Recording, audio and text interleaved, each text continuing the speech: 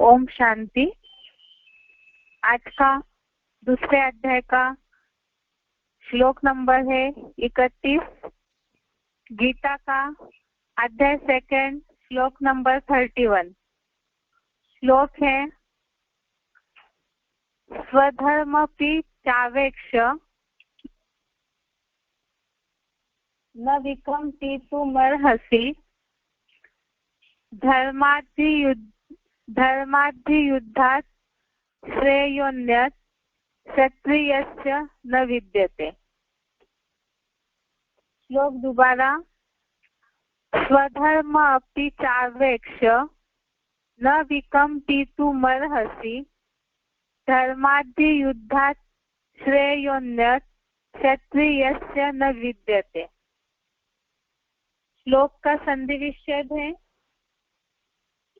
स्वधर्मम अपि च अवेक्ष न विकम्पितुम अर्हसि हि युद्धात् श्रेय अन्यत् क्षत्रियस्य न विद्यते। श्लोक दोबारा। स्वधर्मम अपि च अवेक्ष न विकम्पितुम अर्हसि धर्मात् युद्धात् श्रेय अन्यत् क्षत्रियस्य न विद्यते। शब्दों का अर्थ देखते हैं अभी। च अर्थात इसके,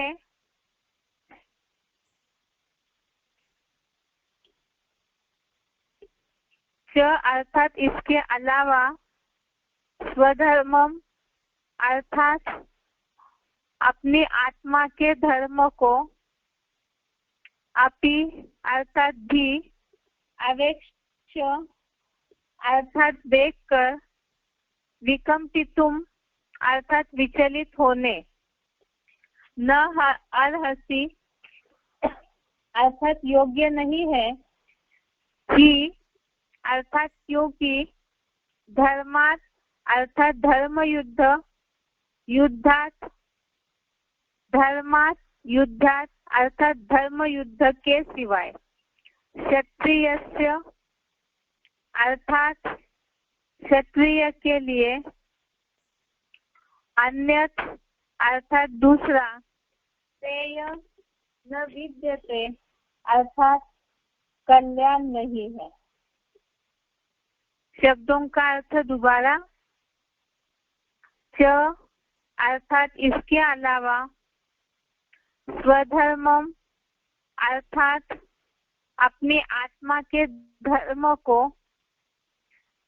अपि अर्थात भी, अवेक्ष अर्थात देखकर, विकम्पितुम अर्थात विचलित होने, न अर्हसि अर्थात योग्य नहीं है, ही अर्थात क्योंकि, धर्मात् युद्धात् अर्थात धर्म युद्ध के सिवाय, क्षत्रियस्य अर्थात क्षत्रिय के लिए, अन्यत् अर्थात दूसरा, श्रेय न विद्यते अर्थात कल्याण नहीं है। श्लोक का अर्थ है इसके अलावा अपनी आत्मा के धर्म को भी देखकर तू विचलित होने योग्य नहीं है, क्योंकि धर्म युद्ध के सिवाय क्षत्रिय के लिए दूसरा कल्याण नहीं है।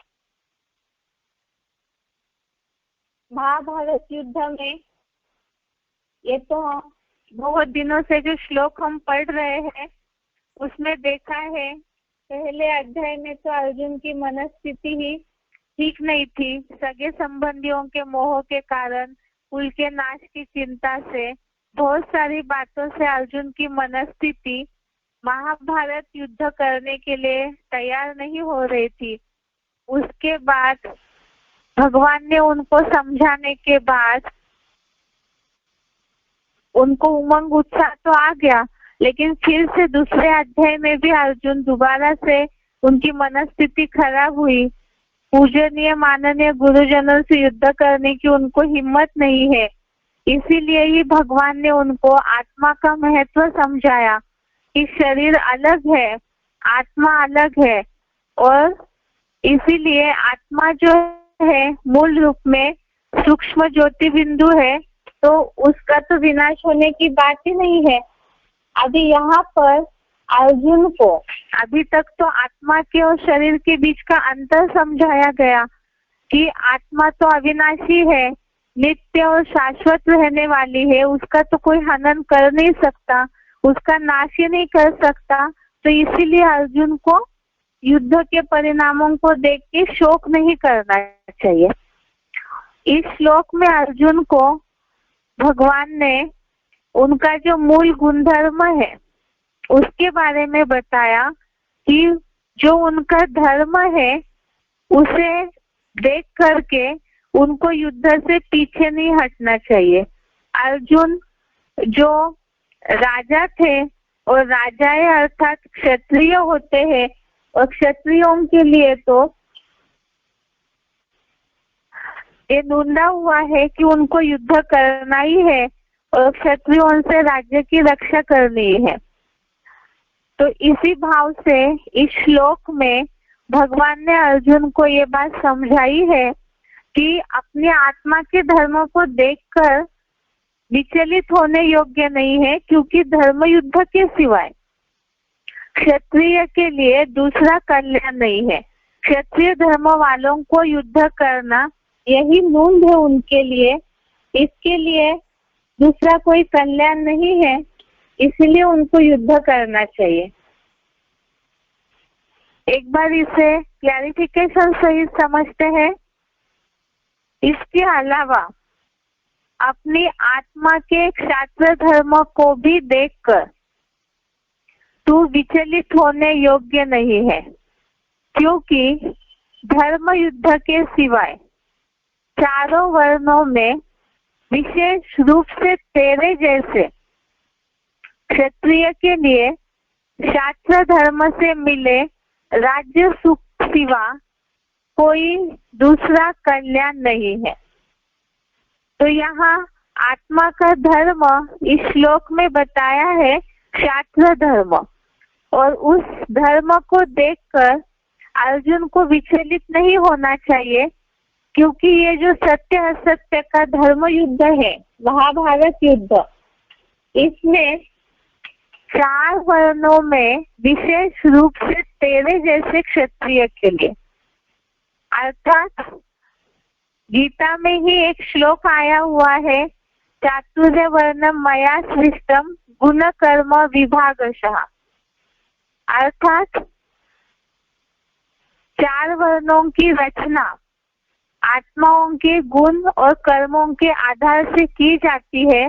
तो उसमें से क्षत्रिय ये भी एक वर्ण है।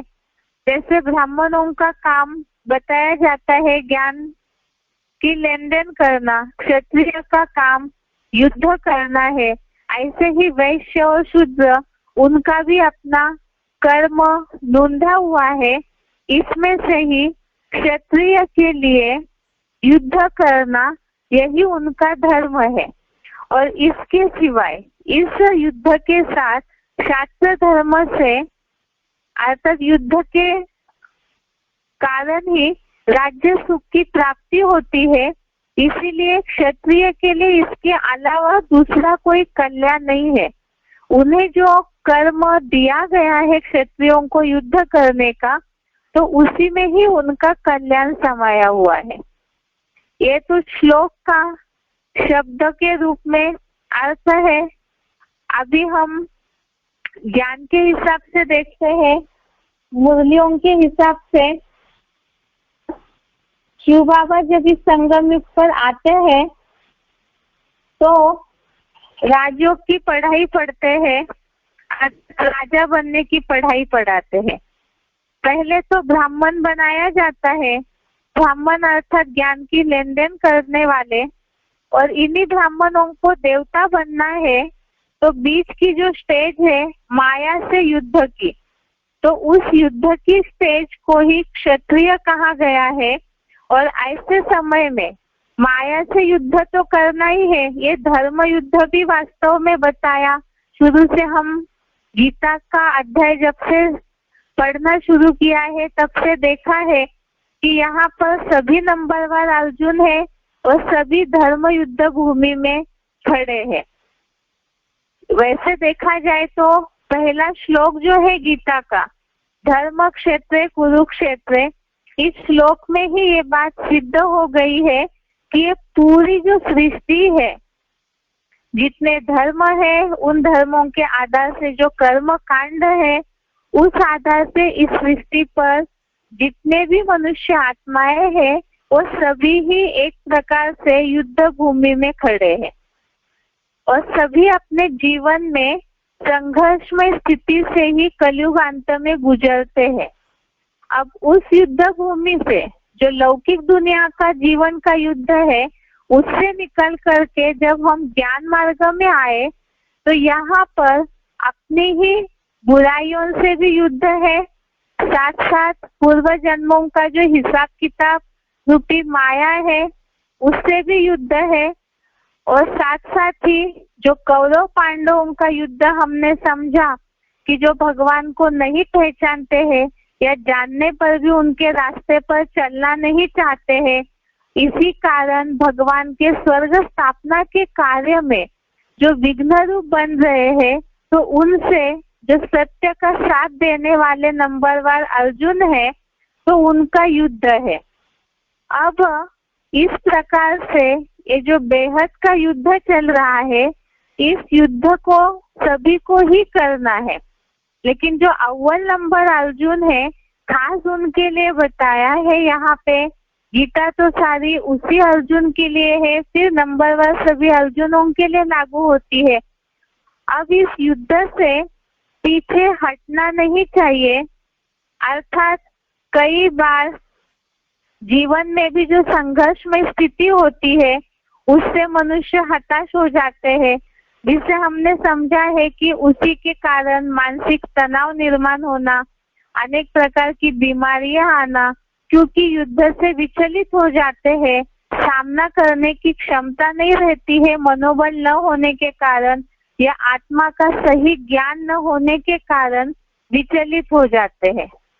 यहाँ पर श्लोक के भावार्थ के हिसाब से अर्जुन तो इसलिए युद्ध में विचलित हो रहे हैं, युद्ध से पीछे इसलिए हट रहे क्योंकि उनको अपने सगे संबंधियों का मोह है, पूरा विनाश की चिंता उनके बुद्धि में है कि कहीं इस युद्ध के बाद सारी जो सृष्टि है उसका विनाश हो जाएगा तो उससे क्या होगा उसका रिजल्ट, ये सोच करके जो अव्वल नंबर अर्जुन है वो युद्ध भूमि से पीछे हट रहे हैं। वास्तव में जो हमने अभी समझा कि यहाँ तो क्षत्रियों का धर्म ही है, जो भी असत्य का साथ देने वाले हैं या जो भी पापाचार करने वाले हैं तो उनसे युद्ध करना यही क्षत्रिय धर्म है। इसीलिए बोला शास्त्र धर्म से, अर्थात युद्ध करने के बाद जो राज्य से सुख मिलेगा तो उसके अलावा क्षत्रियों के लिए दूसरा कोई कल्याण नहीं है। धर्म युद्ध करना यही उनके लिए कर्म है, यही उनके लिए ढूंढा हुआ है, तो इसीलिए उससे वो पीछे नहीं हट सकते हैं, क्योंकि ऐसे करने से आगे कई श्लोक में दूसरे अध्याय में ये बात अर्जुन को समझाई है कि अगर इस युद्ध से पीछे हट जाते हैं तो भी पाप के भागी बनेंगे।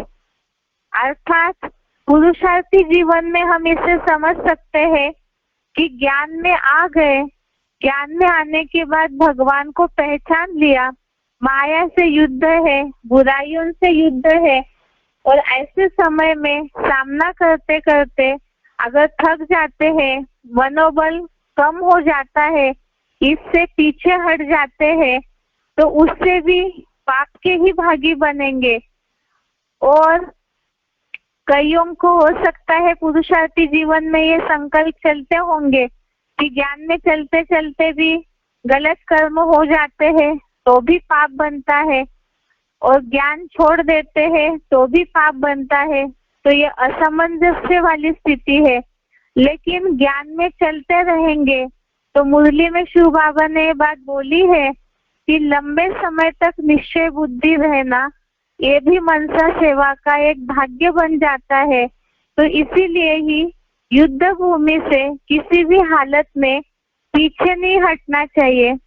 जो शिव बाबा ने बोला है मुरली में कि कम से कम जो ब्राह्मणों के लिए नियम ढूंढा हुआ है, अमृत वेला, क्लास करना, ज्ञान सुनना, ज्ञान की लेन देन करना, ईश्वरीय सेवा करना, ये जो नियम ढूंढे हुए हैं तो मन लगे या न लगे तो भी अगर करते रहेंगे तो इस युद्ध में स्वतः ही आगे बढ़ते रहेंगे और जीत भी प्राप्त होती रहेगी। इसी के लिए अर्जुन को इस बात को समझाया है कि अपनी आत्मा के शास्त्र धर्मों को देखकर, अर्थात यहाँ आत्मिक स्थिति में टिकने का जो पुरुषार्थ कर रहे हैं उसमें ये जो युद्ध की स्थिति है, युद्ध भूमि में उतर करके माया से युद्ध करना ही है, यही क्षात्र धर्म है। तो उसे देख करके तू विचलित होने योग्य नहीं है, क्योंकि क्षत्रिय है, जन्म ही क्षत्रिय धर्म में मिला है और फिर विचलित हो रहे हैं तो ये उस धर्म का अपमान हो जाएगा। तो इसीलिए उस धर्म को देख करके तू विचलित होने योग्य नहीं है, क्योंकि धर्म युद्ध के सिवाय चारों वर्णों में विशेष रूप से तेरे जैसे क्षत्रिय के लिए क्षात्र धर्म से मिले राज्य सुख सिवा कोई दूसरा कल्याण नहीं है।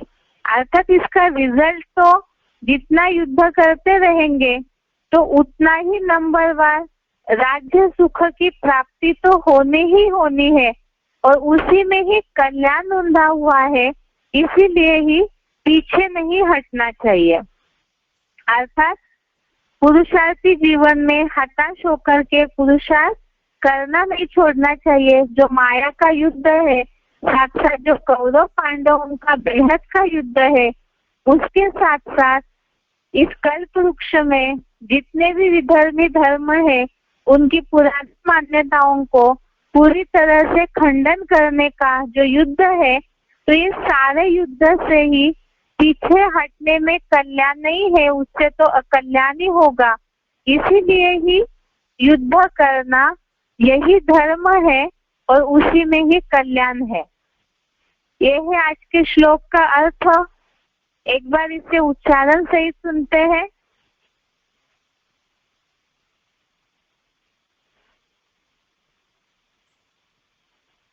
स्वधर्ममपि चावेक्ष्य न विकम्पितुमर्हसि धर्म्याधियुद्धा श्रेयोऽन्यत् क्षत्रियस्य न विद्यते। इसके अलावा अपनी आत्मा के क्षात्र धर्म को भी देखकर तू विचलित होने योग्य नहीं है, क्योंकि धर्म युद्ध के सिवाय चारों वर्णों में विशेष रूप से तेरे जैसे क्षत्रिय के लिए राजयोग से मिले राज्य सुख सिवा कोई दूसरा कल्याण नहीं है।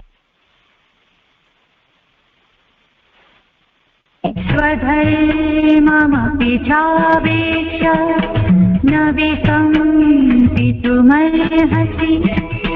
धर्म्याधियुद्धा श्रेयोऽन्यत् क्षत्रियस्य न विद्यते। इसके अलावा अपनी आत्मा के क्षात्र धर्म को भी देखकर तू विचलित होने योग्य नहीं है, क्योंकि धर्म युद्ध के सिवाय चारों वर्णों में विशेष रूप से तेरे जैसे क्षत्रिय के लिए राजयोग से मिले राज्य सुख सिवा कोई दूसरा कल्याण नहीं है।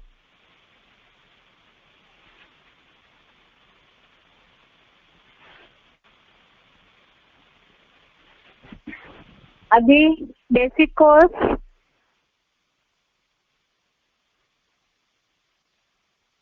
कोर्स में कल हमने देखा है कि भगवान के ज्ञान को पहचानने के बाद ज्ञान और योग दोनों सब्जेक्ट महत्वपूर्ण है।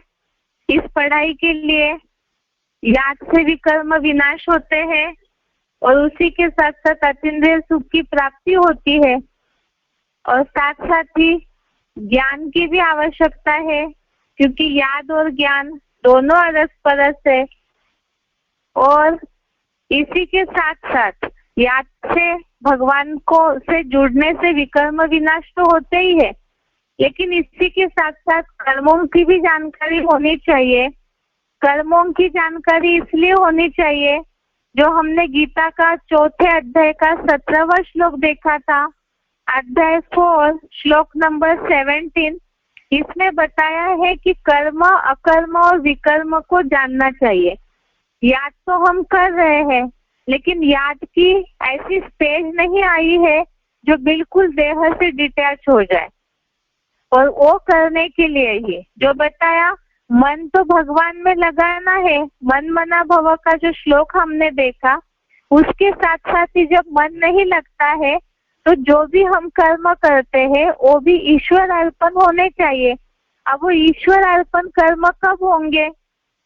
कर्मों के द्वारा भी भगवान की याद आनी चाहिए, और इसी के लिए ही हमें कर्मों की जानकारी भी चाहिए, क्योंकि कर्मों से ही, गलत संस्कारों के प्रभाव से संग के रंग से संस्कार बनते हैं, गलत संस्कारों से पाप कर्म बनते हैं, और पापों के बोझ से याद की जो अवस्था है वो कम हो जाती है। अज्ञानतावश गलत कर्म हो जाते हैं तो पाप की सजा जरूर मिलेगी। इसीलिए ही कर्म, अकर्म, विकर्मों को जानना चाहिए, और उसका ज्ञान भी हमें भगवान ही देते हैं। ये कैसे मानेंगे कि भगवान ही ज्ञान देते हैं? इतने मनुष्य, साधु, संत, शास्त्र आदि है भारत में, तो वो सब भी तो कर्मों का ही ज्ञान दे रहे हैं। जितने भी उसमें महान आत्माओं की कहानियां बताई है, उसके द्वारा कर्मों का ही तो ज्ञान दिया जा रहा है। लेकिन गीता में ही इस बात को क्लियर किया हुआ है कि कर्मों के गति के ज्ञाता भगवान है, और कोई भी मनुष्य जो जन्म मरण के चक्र में आते हैं, कोई भी कर्मों की गति को यथार्थ रीति से नहीं समझ पाते हैं। उसका ज्ञान भगवान ही दे सकते हैं, जिसके लिए चौथे अध्याय का 16वां श्लोक, अध्याय 4 श्लोक नंबर 16, इसमें बताया है कि कर्म क्या है, अकर्म क्या है इसके बारे में, और विकर्म क्या है इसके बारे में बड़े बड़े न्यायाधीश, ऋषि मुनि, विद्वान भी टकरा गए हैं। इसीलिए ही भगवान आकर के कर्मों का स्वरूप बताते हैं, जिससे आधा कल्प, 2500 वर्ष के लिए अशुभ कर्मों से मुक्त हो जाएगा। और इसीलिए ही एक कर्मों की गति का ज्ञान जरूरी है, क्योंकि कहा गया है रीते ज्ञानान्न मुक्ति, अर्थात मुक्ति के लिए कर्मों की गति के ज्ञान की आवश्यकता है। अब वो ज्ञान हमें मिलता कैसे है? वो ज्ञान का स्वरूप क्या है जो हमें पता चले कि भगवान ही आकर के हमें ज्ञान देते हैं। अब कर्मों की गति, विकर्म इसलिए बने क्योंकि हमें त्रिकालदर्शी बनने का ज्ञान नहीं है। वास्तव में जन्म मरण के चक्र में आते आते लोग, मनुष्य आत्माएं कर्मों की गति को भूल गए, तभी पाप कर्म करते हैं। इसीलिए ही भगवान जो त्रिकालदर्शी है, वो जन्म मरण के चक्र में नहीं आते हैं। इसीलिए वो सबके जन्मों की बातों को जानते हैं, और इसीलिए ही वो त्रिकालदर्शी होने के कारण सभी को कर्मों की गति का ज्ञान देते हैं।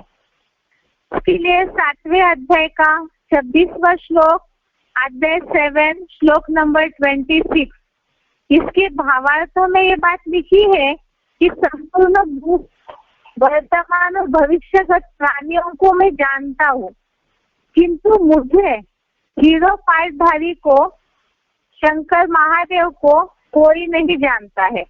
वो बुद्धिमानों की बुद्धि है भगवान, और इसीलिए वो त्रिकालदर्शी है। वो त्रिकालदर्शी पने का ज्ञान दे करके, वो त्रिकालदर्शी है, और उसके द्वारा ज्ञान दे करके ही भगवान सबके अज्ञान अंधकार को नष्ट करते हैं। तो ये ज्ञान ही वास्तव में भगवान की आत्माओं के ऊपर कृपा है। बहुत ऐसे लोग हैं, अगर कोई जिज्ञासु डायरेक्ट आते हैं, गीता पार्टी है, कोई पहले से ही सुना हुआ न हो का ज्ञान, तो यही पूछेंगे, क्योंकि भक्ति मार्ग में तो यही माना जाता है। कई साधु संतों के पास जाएंगे तो कोई कृपा करेंगे क्या, कोई मंत्र देंगे क्या? तो यहाँ यही समझाना है कि भगवान जो ज्ञान का रास्ता बता रहे हैं, यही वास्तव में बच्चों के ऊपर उनकी कृपा है। इसी के लिए गीता में भी ये बात बताई है। 10वें अध्याय का 11वां श्लोक, अध्याय 10 श्लोक नंबर 11, इसके भावार्थ में ये बात बताई है, उन पर दया करने के लिए ही मैं आत्मस्तार भाव से स्थित उस चमकते हुए ज्ञान दीपक द्वारा अज्ञानता से उत्पन्न अज्ञान अंधकार को नष्ट कर देता हूँ। अर्थात भगवान ऐसा ज्ञान दीपक देते हैं जिसके द्वारा अज्ञान अंधकार नष्ट हो जाता है। इसी के लिए बताया उस ज्ञान दीपक। तो हमने समझा कि ज्ञान दीपक माना है क्या। अब कोई स्कूल में कोई मिट्टी का दीपक हो, उसमें तेल डाला जाए, फिर जोत जलाई जाए और उससे फिर अज्ञान अंधकार नष्ट हो जाए, तो स्कूल की तो बात ही नहीं है, या भक्ति मार्ग के आडंबरों की भी बात नहीं है। तो ज्ञान दीपक माना क्या है एग्जैक्ट? तो वो ज्ञान दीपक माना यहाँ परमात्मा भी सूक्ष्म है, आत्माएं भी सूक्ष्म है, ज्ञान भी सूक्ष्म है। तो उसे समझने के लिए बुद्धि भी उतने सूक्ष्म करनी होगी एकाग्रता के आधार से। और वो भगवान जो ज्ञान दीपक देते हैं, वो ज्ञान दीपक अर्थात ही है श्रीमत रूपी रास्ता। और श्रीमत रूपी रास्ता जो भगवान दिखा रहे हैं ज्ञान के द्वारा, उस पे अगर चलते रहेंगे तो अपने आप ही अज्ञान अंधकार नष्ट होता जाएगा और कर्मों में भी सुधार आता जाएगा। भगवान आकर के ऐसा ज्ञान देते हैं जिसे जानने के बाद और कुछ भी शेष नहीं रहता है। 7वें अध्याय का 2 श्लोक, अध्याय 7 श्लोक नंबर 2, इसमें ये बात आई है कि भगवान का ज्ञान जानने के बाद और कुछ भी वेद शास्त्र आदि को जानने की आवश्यकता नहीं होती है। भगवान जो है वो दिव्य बुद्धि के दाता है, बुद्धिमानों की बुद्धि कही हुई है। इसीलिए ही उनका ज्ञान सुनने के बाद जो हमारी अनेकों से सुनी सुनाई बातों से बुद्धि भ्रमित हुई है, वो बुद्धि तामसी से पलट करके सात्विक और स्थिर बुद्धि बन जाएगी। जब उस बुद्धिमानों की बुद्धि जो दिव्य बुद्धि के दाता है, उनकी श्रीमत पर हम चलते रहेंगे।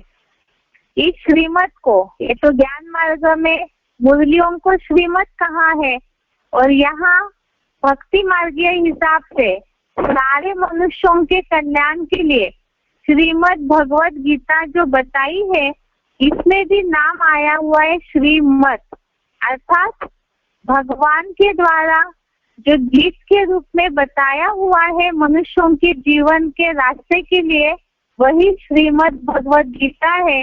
अर्थात भगवान के द्वारा ओरली डायरेक्ट बोली हुई श्रेष्ठ मत है।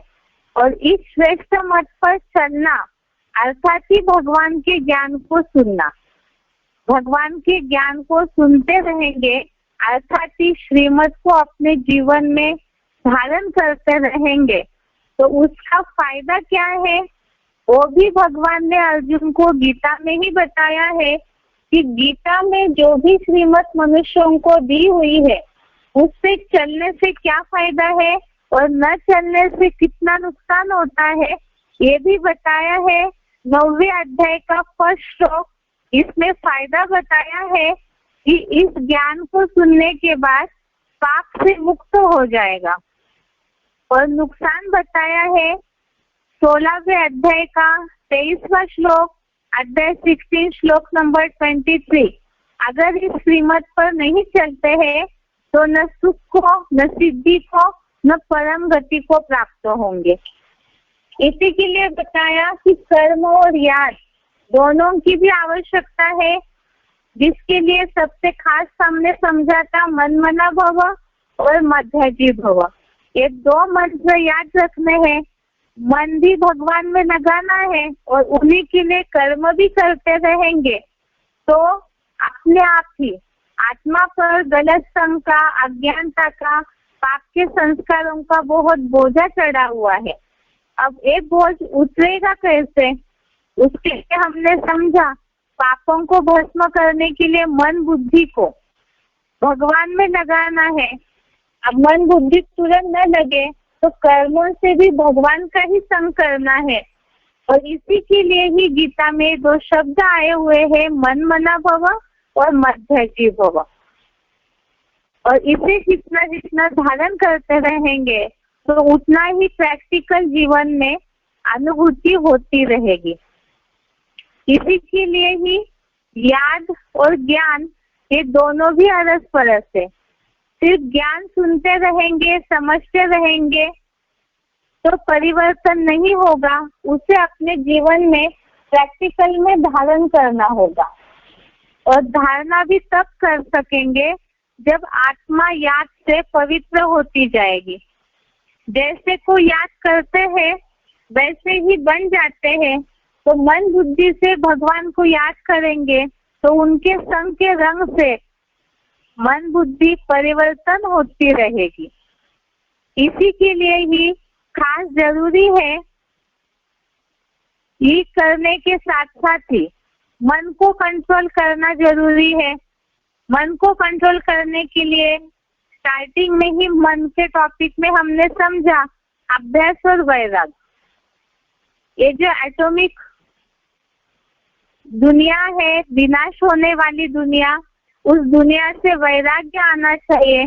या जैसे तुलसीदास जी का हमने दोहा समझा था कि जहाँ जहाँ मन इन इंद्रिय सुखों के पीछे भागता है और सब कुछ माया है, ये बुद्धि में रहे तो देह, देह के संबंधी, देह के पदार्थ सबसे वैराग्य आता जाएगा। और जब सच्चाई का ज्ञान मिल जाता है तो झूठ से वैराग्य आएगा। जितना जितना वैराग्य आता जाएगा, मन बुद्धि साफ होती रहेगी तो भगवान की ओर ही वो दौड़ती रहेगी। और जितना मन बुद्धि भगवान की ओर लगाएंगे तो उसका अभ्यास पक्का करते रहेंगे एक के संग का।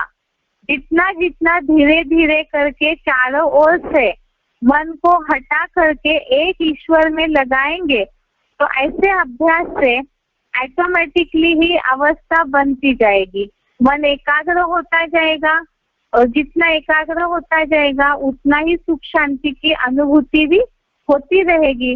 तो ये ज्ञान और योग यही वास्तव में आत्मा का खुराक है। जैसे आत्मा का पहला चैप्टर जब शुरू करते हैं तभी जिज्ञासुओं को ये बात उदाहरण सहित समझाते हैं कि ये शरीर गाड़ी है और आत्मा इस गाड़ी को चलाने वाला ड्राइवर है। और ये जो ड्राइवर है, आज दुनिया में ऐसे हो रहा है कि गाड़ी का तो बहुत ध्यान दिया जा रहा है, ऐसा शरीर के पीछे मनुष्य बहुत सारी ताकत लगाते हैं, लेकिन इस शरीर को चलाने वाली जो शक्ति है उसके पीछे कोई ताकत नहीं लगाई जा रही है। वैसे दुनिया में ज्यादातर क्या होता है, गाड़ी से भी ज्यादा लोग ड्राइवर का ध्यान देते हैं, इसलिए ताकि ड्राइवर अगर स्वस्थ रहे, तंदुरुस्त रहे तो कैसी भी गाड़ी हो वो चला सकता है। तो इसी तरह से यहाँ भी शरीर रूपी गाड़ी से भी ज्यादा आत्मा रूपी जो ड्राइवर है इसका ध्यान देना चाहिए। शरीर को स्वस्थ रखने के लिए तो बहुत सारी समय देना पड़ता है, खर्चा करना पड़ता है, मेहनत करनी पड़ती है, परंतु आत्मा को स्वस्थ रखने के लिए ज्यादा मेहनत की भी आवश्यकता नहीं है। अभी तक क्या है कि ये आत्मा का खुराक है ज्ञान और याद।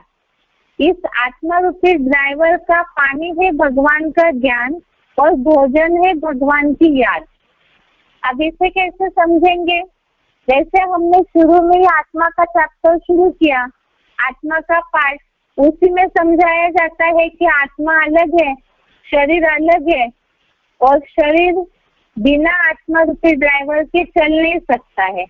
और आज दुनिया में सबसे ज्यादा बीमारियां निकल रही है, मानसिक तनाव बढ़ रहा है, जितनी भी दुनिया की समस्याएं हैं तो सबका कारण एक ही है कि सबकी आत्मा जो है वो कमजोर हुई पड़ी है।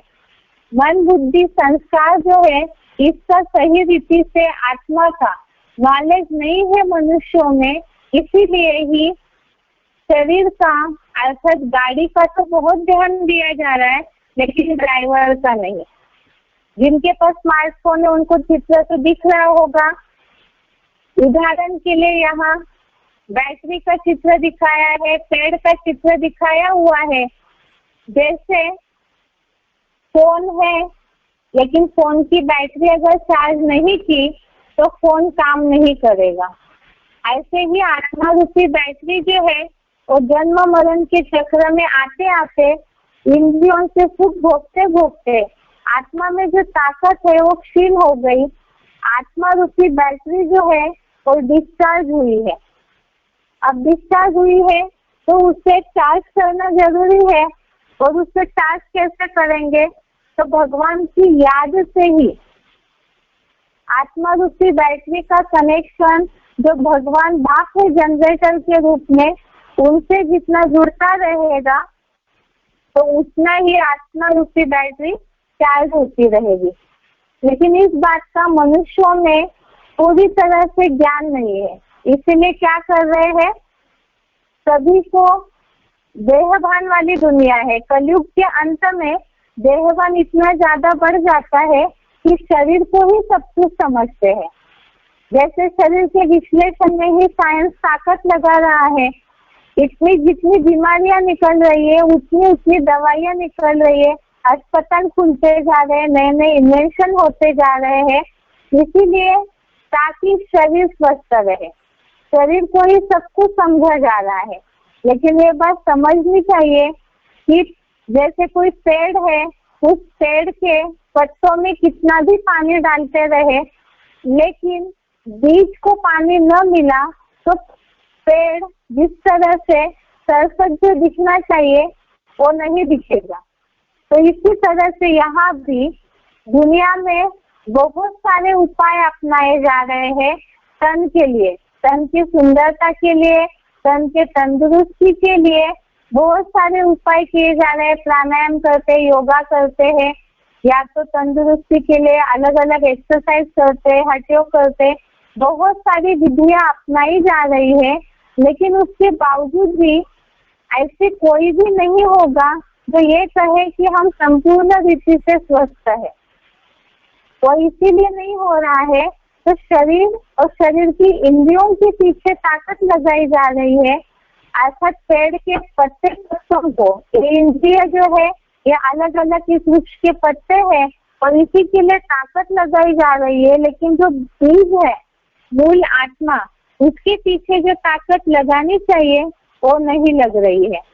इसीलिए क्या करना चाहिए, इसे समझना होगा कि आज तन बल, धन बल और जन बल, इसे दुनिया में ज्यादा महत्व दिया जाता है। लेकिन ये सबसे भी ज्यादा महत्वपूर्ण है मनोबल। तन बल के पीछे कितने भी ताकत लगाए, तन बल क्या है, तन बल अर्थात शरीर का बल। जैसे शरीर की सुंदरता के पीछे पैसे खर्च किए जाते हैं, या तो जैसे अलग अलग प्रकार से शरीर स्वस्थ रहे, ताकतवर रहे, उसके पीछे कितनी सारी उपाय अपनाए जाते हैं। तो तन बल हो गया। धन बल के पीछे भी लोग आज पूरे दिन रात की ताकत जुटा रहे हैं। और जन बल अर्थात संबंधी संपर्की हो, हमारे पास जन की संगठन की ताकत हो, इसके पीछे भी लोग ताकत लगा रहे हैं। लेकिन ये सबसे भी ऊंचा है मनोबल, इसे ही लोग आज नहीं समझ पा रहे हैं। तो मनोबल अगर न हो, मन का बल ही न हो, तो ना तन बल में मिल सकता है, न धन बल कमा सकते हैं न जन बल कमा सकते, क्योंकि मन के संकल्पों में अगर ताकत नहीं है तो तन को कितना भी स्वस्थ रखने की कोशिश कीजिए तो नहीं होगा। धन कमाने के लिए भी मन बुद्धि की ताकत चाहिए, जन बल कमाने के लिए भी मन बुद्धि की ताकत ही चाहिए। इसका उदाहरण हिस्ट्री में आज जितने भी राजाएं हुए या बहुत ऐसे लोग हैं जो विश्व विजय की चाहना रखे थे, तो इतनी ताकत उन्होंने लगाई अपने जनबल की शक्ति के आधार से, तो भी वो विश्व से विजय नहीं प्राप्त कर सके। इसलिए नहीं कर पाए क्योंकि मनोबल उनमें, दृढ़ता होगी उनमें, लेकिन जिस तरह से भगवान की याद के द्वारा मनोबल को कमा करके स्थापना अर्थ या लोगों के कल्याण अर्थ जो ताकत लगानी चाहिए थी शुभ संकल्पों के द्वारा, वो अगर लगाते तो उन्हें सफलता हासिल होती। तो यह मनोबल ये ऐसी चीज है, मन के संकल्पों की एकाग्रता पॉजिटिविटी की ओर अगर है तो उसमें सफलता जरूर मिलेगी। और अगर ये ताकत इकट्ठी करते हैं तो शरीर के पीछे आज मनुष्य, अगर सभी की बुद्धि में ये बात बैठ जाए कि आत्मा को ताकतवर बनाना है, शरीर के पीछे मेहनत नहीं करनी है, तो अपने आप ही समझ में आ जाएगा कि बीज अगर स्वस्थ हो जाए, ताकतवर हो जाए, तो शरीर रूपी गाड़ी भी स्वस्थ हो जाएगी।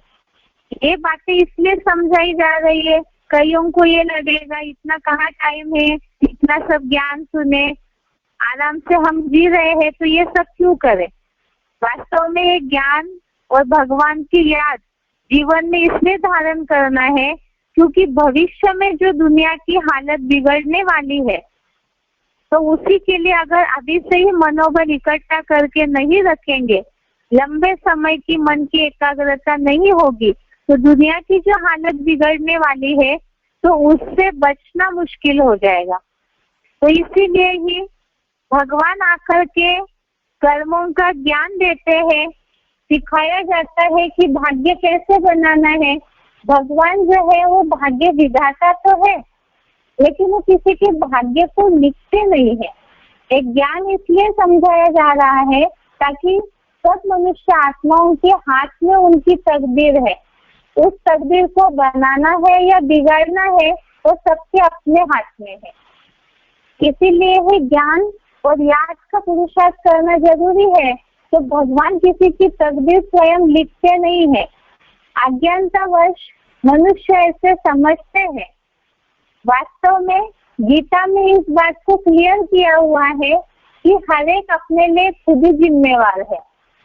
गीता का 5वें अध्याय का 15वां श्लोक, अध्याय 5 श्लोक नंबर 15, इसमें ये बात बताई हुई है कि भगवान किसी के लिए जिम्मेवार नहीं है, वो तो ज्ञान के द्वारा श्रीमत रूपी रास्ता बताकर सबको अपनी तकदीर बनाने के लिए खुला छोड़े हैं। ये श्लोक देखिए, 5वें अध्याय का 15वां श्लोक, ना दत्ते कस्यचित् पापम न च एव सुकृतं विभु अज्ञानेन आवृत्तं ज्ञानं तेन मुह्यन्ति जन्तवः। श्लोक दोबारा देखिए, 5वें अध्याय का 15वां श्लोक, ना दत्ते कस्यचित् पापम न च एव सुकृतं विभु अज्ञानेन आवृत्तं ज्ञानं तेन मुह्यन्ति जन्तवः। अर्थात विशिष्ट जन्म, हल्का फुल्का, सूक्ष्मतम, प्रवेशनीय और अनासक्त प्रभु किसी के न पाप को और न हल्के भारी पुण्य को लेता है। अज्ञान से ज्ञान ढका हुआ है, उससे पैदा हुए कलयुगी मोह अंधकार में प्राणी मोहित है। अर्थात भगवान जो है हल्का फुल्का, सूक्ष्म, प्रवेशनीय है और अनासक्त है। अर्थात कई ये सोचेंगे भगवान इन पे कृपा करते हैं, उन पे कृपा करते हैं, इनसे स्नेह है, तो भगवान सभी से वास्तव में डिटैच है। जैसे सूर्य है वो आसमान में है, सबसे धर्मी की जितनी भी मनुष्य आत्माएं है वो सबसे विख्यात है और सबको एक जैसा प्रकाश देते हैं। इसी तरह भगवान जो ज्ञान सूर्य है वो अनासक्त है, उन्हें किसी से आसक्ति नहीं है, तो सभी को ज्ञान का जो प्रकाश है वो एक तरह दे देते हैं। वो किसी के पाप या पुण्य को लेते नहीं है। तो ज्ञान इसलिए देते हैं क्योंकि बताया अज्ञान से जो ज्ञान है वो ढका हुआ है और उससे प्राणी मोहित है। इसीलिए ही भगवान आकर के ज्ञान देते हैं ताकि सब अपने भाग्य को बना सके और भाग्य बनाने का रास्ता बताते हैं। अपने लिए दुखमय सृष्टि और दुखमय सृष्टि का निर्माण करना हमारे अपने हाथ में है, अर्थात गलत या सही का चुनाव करना हमारे ही हाथ में है। ये बात जिज्ञासुओं को इसलिए बतानी है, आत्मा का जो पाठ हमने अभी तक सुना समझा, जिज्ञासुओं को समझा रहे हैं, तो उसमें मन की बात बताई। मन क्यों चंचल होता है, उसे कंट्रोल करने के लिए अभ्यास और वैराग्य की आवश्यकता है। बुद्धि आज मनुष्यों की सोचते हैं साइंस के आधार से हम बहुत बुद्धिशाली है, तो उसे भी क्लियर किया कि वास्तव में साइंस ही कोई बुद्धि की तीक्ष्णता या बुद्धि का साफपना जाहिर नहीं करता है, क्योंकि इसे भी हमने समझा है कि साइंस के आधार से जितने भी साधन तीक्ष्ण बुद्धि से तैयार हुए हैं वो कहीं ना कहीं एक समय ऐसा है जिसमें वो दुखदायी निर्माण होते हैं, दुखदायी बन जाते हैं। तो इसीलिए ही बुद्धि, सात्विक बुद्धि कैसे बननी चाहिए वो भगवान ही आकर के बनाते हैं, जिसके द्वारा हम अपने संस्कारों को सुधार करके भगवान जो प्राप्ति करा रहे हैं विष्णु पद की, परम गति की, तो उससे प्राप्त कर सकते हैं। तो मन बुद्धि संस्कारों के द्वारा आत्मा को किस तरह से पाप मुक्त हो करके जो स्वर्गीय दुनिया भगवान बना रहे उसमें कैसे जा सकते हैं, जीवन मुक्त अवस्था का, दुखों से मुक्ति की अवस्था का अनुभव कैसे कर सकते हैं, सारी बातों का ज्ञान हमने जिज्ञासुओं को समझा दिया। अब पूरा समझाने के बाद उन्हीं पे छोड़ना है कि ज्ञान और याद इसलिए जरूरी है क्योंकि आने वाला जो भविष्य का समय है वो बहुत खराब है। ऐसे होता है जैसे कोरोना का समय चल रहा था, भूकंप आदि होता है, सुनामी लहर जैसे कोई निशानियां पता चल जाती है, तो पहले से ही गवर्नमेंट अनाउंसमेंट करती है कि इस तरह से हालत होने वाली है, तो अपने लिए सारा कुछ इकट्ठा करके रखे, अनाज वगैरह जो भी आवश्यक चीजें हैं, ताकि लोग अलर्ट हो जाए। तो यहाँ भगवान तो वैज्ञानिकों के वैज्ञानिक है, वो दुनिया की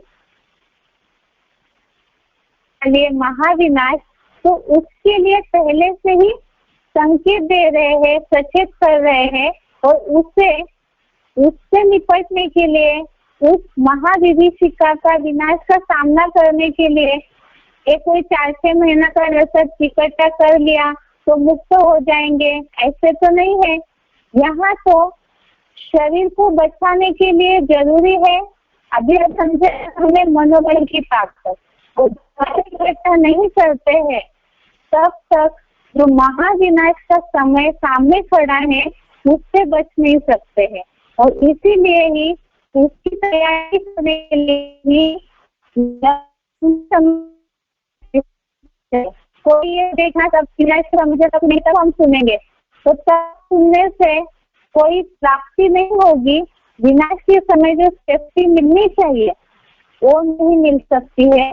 इसीलिए ही पहले से ही ज्ञान योग का लंबे समय तक पुरुषार्थ करना जरूरी है। इसी के लिए ही बताया कि सही या गलत का चुनाव मनुष्य के हाथ में है, सारा ज्ञान दे दिया भगवान ने। इसी के लिए भगवान ने अर्जुन को ये बात समझाई है। 18वें अध्याय का 63वां श्लोक, अध्याय 18 श्लोक नंबर 63 श्लोक है। 18वें अध्याय का 63वां श्लोक, इति से ज्ञानम आख्यातम भूयात् भूयतरं मया विमृश्य एतत् अशेषेण यथा इच्छसि तथा कुरु। श्लोक दोबारा देखिए। इति ते ज्ञानम आख्यातम भूयात् भूयतरं मया विमृश्य एतत् अशेषेण यथा इच्छसि तथा कुरु। अर्थात ऐसे ब्रह्मा की गुप्त बेसिक ज्ञान से भी गुप्ततर परम ब्रह्मा का एडवांस गीता ज्ञान मैंने तुझे कहा है।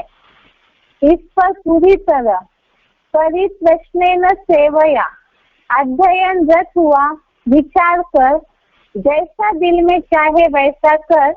आत्मा अपना बंधु व शत्रु स्वयं है। तो इसमें ये बात समझाई है भगवान ने अर्जुन की मनस्थिति। तो गीता में जो भी गीता पाठी जिज्ञासु है वो तो जानते ही है, या तो थोड़ा बहुत भी गीता का नॉलेज है तो जानते हैं लोग कि अर्जुन युद्ध नहीं करना चाहता था। फिर भगवान ने इसी के लिए अर्जुन को सारा गीता ज्ञान समझाया ताकि वो नष्ट मोह हो जाए और युद्ध करे। तो इसी तरह से यहाँ भी भगवान ने ये बात बताई, अर्जुन को पूरे जीवन का रहस्य गीता के अध्यायों में बता दिया। और यहाँ भी हमने जिज्ञासुओं को आत्मा के पाठ में मन बुद्धि संस्कारों को किस तरह पावरफुल बनाना है, आत्मा को पावरफुल बनाने के लिए ज्ञान और याद कितनी आवश्यक है, वो सारा महत्व समझा दिया। प्रश्न उत्तर करके पूरी तरह से उस ज्ञान को क्लियर करके विचार मंथन करके अपना भाग्य बना सकते हैं। तो यहाँ अर्जुन को भी भगवान ने यही बताया, जैसा दिल में चाहे वैसा कर। ज्ञान तो पूरा बता दिया, अब आपकी इच्छा है कि आपको क्या करना चाहिए और क्या नहीं, क्योंकि आत्मा अपना बंधु व शत्रु स्वयं है।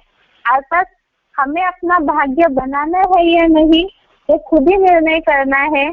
नहीं तो जो बोला जाता है दुनिया में कि जब भाग्य बांट रहे थे ब्रह्मा जी तब सोए थे क्या, तो अज्ञान की नींद से भगवान आकर के अभी उठा रहे, ज्ञान देकर नहीं हुए हैं। तो भाग्य बनाने का समय है, उस समय अगर अज्ञान की नींद में सोए रहेंगे तो जो तकदीर है उसके नुकसान पहुंचा देंगे। ये आत्मा का पार्ट जो पहला लेसन है पूरा हो गया है। आशा करते हैं कि सभी को जितना भी अभी तक समझाया है आत्मा का विस्तार वाला कोर्स और अभी जो 1 महीना से शॉर्ट वाला कोर्स भी है उसके लिंक को जिन्होंने लिख के रखा है तो उससे बार बार प्रैक्टिस करते रहे, क्योंकि मुरलियों में भी शुभा ने बात बोली है कि सबसे पहले आत्मा का पाठ ही पक्का करना है, क्योंकि ये हमारा पहला लेसन भी है और लास्ट लेसन भी है आत्मिक स्थिति, जिसके द्वारा देवता पद की प्राप्ति होती है। तो इसीलिए हम जितना अच्छी तरह से समझेंगे इसे उतना ही हम जिज्ञासुओं को भी अच्छी तरह से क्लियर कर सकते हैं, समझा सकते हैं। विस्तार वाला और सार वाला दोनों को इस भाव से ही समझाया है ताकि कैसे भी जिज्ञासु आए तो उनको ज्ञान के आधार से गीता के आधार से सारी बातों को क्लियर कर सके। कल के लिए मन का टॉपिक जो विस्तार वाले कोर्स में हमने समझा था, उसमें मन के टॉपिक में जो शिव बाबा ने बोली हुई बातें हैं मुरली में और आत्मा के लिए भी जो बातें बोली हुई है उसके कुछ मुरलियों से छटे हुए पॉइंट है, कुछ सिलेक्टेड पॉइंट से लिए हुए टिप्स है, उससे हम कल देखते हैं।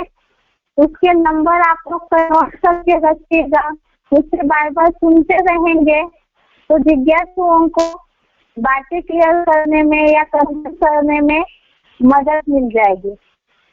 आज के लिए यहाँ पर